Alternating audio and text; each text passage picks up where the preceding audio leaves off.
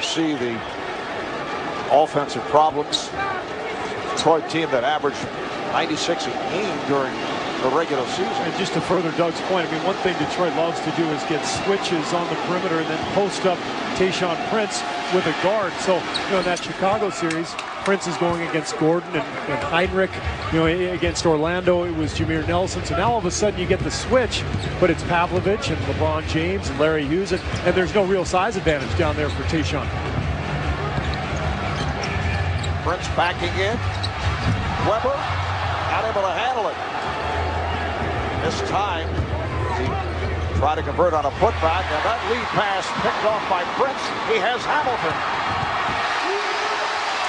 Detroit with a 1-point lead. And this is the rule of thumb, is anytime you score off a turnover, keep your defense up the floor. Keep the pressure on. You don't want to fall back and let them just get into their offense. The double again on LeBron. Good. Yes. And he is complaining. He thought he took a hit prior to the shot. That's his spot. I mean, he's really established that in this series. That little 15, 17-footer right on the baseline. Just under 6 minutes remaining in this first quarter. Nice pass. And Weber with the finish and the foul. That's one of those switches that cost Cleveland. They had Pavlovich in the post. Had to get a double team, and it's going to be a foul on LeBron, a possible three-point play. That's what you do, though. You get the double team, here it comes, and you don't stand. You slice to the basket. A much-needed field goal for Weber is going to have a chance for a three-point play. And these have been few and far between for Detroit. An easy layup for one of their guards. Well, for these two teams, that's an explosive start. Detroit 15, Cleveland 14 right here. Time for the Gatorade Around the Cooler Report. Let's go to Craig Sager. Craig? Well, Marv, explosive starts is what LeBron James had games 3 and 4 in Cleveland when he arrived at the arena 3 hours ahead of time for an extensive workout. We're wondering what he would do here on the road. This afternoon at the shoot-around, he had an extra long shooting session. Then he came on the second bus, which wasn't early. However, once he got here, instead of going to the training room for his stretching and massage, he came out and did his extensive shooting here as well. So although he is a superstar and been in the league a lot of times, well, he's decided to change his routine and go with what has been working in games 3 and 4. And he's been sensational in games 3 and 4. Tuesday night, 25 points, 11 assists, 7 rebounds, 13 of the 25 in the fourth quarter. How about 5 for 5 from the line in the fourth quarter? And the way he bounced back from all the criticism. Remember, game 1 here, did not take the shot. Game 2 drove, no foul called. So he did not cash in on those 2 possessions.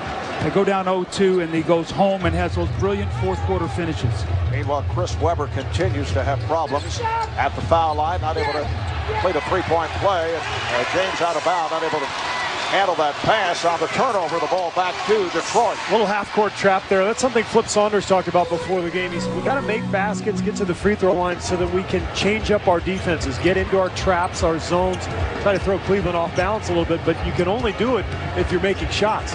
Third turnover committed here in the early going by the Cavs, and Wallace hits again. 6 points for Rasheed. Well, we talked to Flip before the game, and I said, Flip, what would you like to see early? He said, I'd like to see a high field goal percentage early. They're over 50%. I'd like to see high assists, low turnover. They have 5 assists and no turnovers.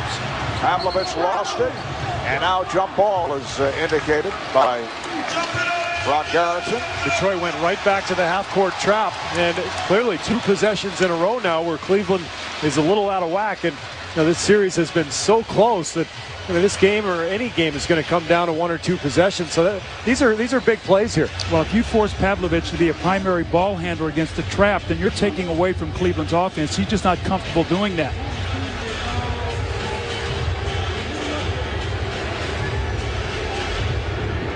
Ilgauskas able to get it to Hughes, so the Cavaliers control. Shot clock to 7. Good. Crowd wanted to travel. Back comes Prince.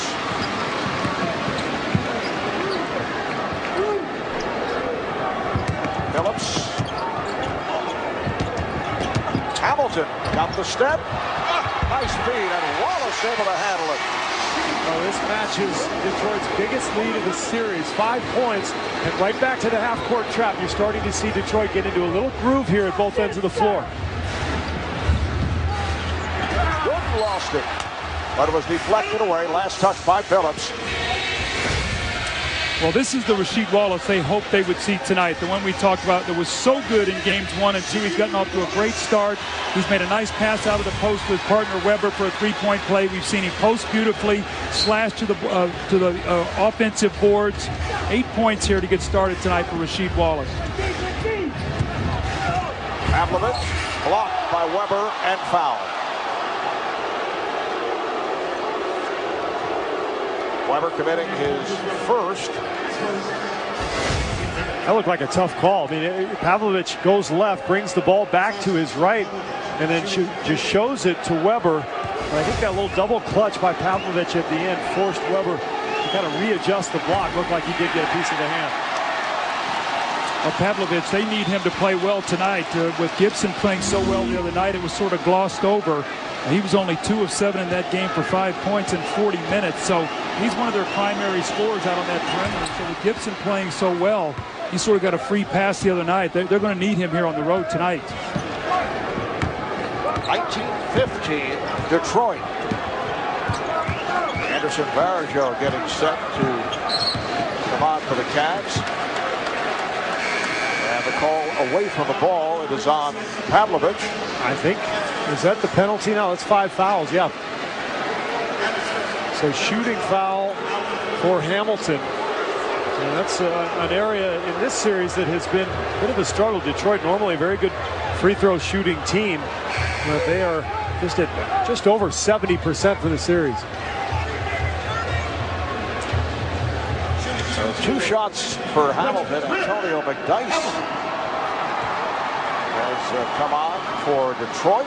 Reminder, Saturday right here on TNT. It's game 6 of the Pistons and the Cavaliers. Coverage starting 8 o'clock Eastern time. Monday right here on TNT, if necessary, game 7 between the Cavs and the Pistons starting at 8 o'clock Eastern time. And then Thursday, it's Thursday, June 7th on ABC, game 1 of the NBA Finals. The winner between Cleveland and Detroit taking on the San Antonio Spurs, who wrapped things up last night against the Jazz. And they're headed to the finals for the 4th time the last 9 years. Hughes is turned back and fouled. 2 shots for Larry Hughes. Well, Chris Webber's going to come over and help after that trap. Larry Hughes does the right thing. He cuts right to the hole, takes it strong. I guess Weber got him a little bit with the body because it looked clean up top. Well, remember now, Detroit's big men try to block shots. So you want to take the ball into their chest. When you're playing against Cleveland's big men, they want to take charges. So you got to be aware of that and maybe pick your dribble up one dribble sooner. So it's 2 total different philosophies on the front line of these 2 big, big front lines, but they approach it a lot differently defensively. Jason Maxiell checking in, replacing Chris Webber. Jason Maxiell, only 11 minutes the other night in game 4. Was a huge factor back in game 2 here in Detroit off the bench. 15 points, 6 rebounds, 2 blocked shots. Pass goes through the hands of Prince. It's the first turnover for Detroit. 6 assists, just 1 turnover. So good start execution-wise as LeBron James drains the 18-footer. So the Cavaliers now within 2. LeBron hitting 2 of his first 3 shots. He has 6 points. Cavaliers over the foul limit. Next foul for Detroit puts them over. And good.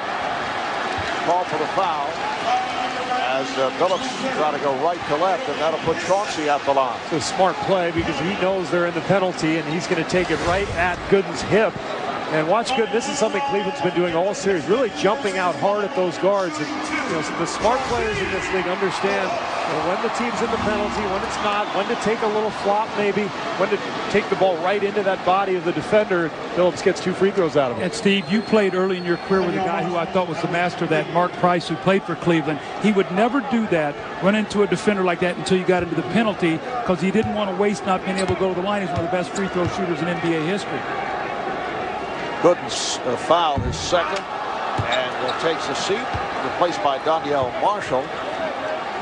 Chauncey Billups coming off that erratic game the other night. He did score 23 points, but only 5 in the second half. He had 5 more turnovers, some questionable decisions in the fourth quarter, including that three-point attempt that was out of the flow. That ill-advised foul after the pass was intercepted by Drew Gooden.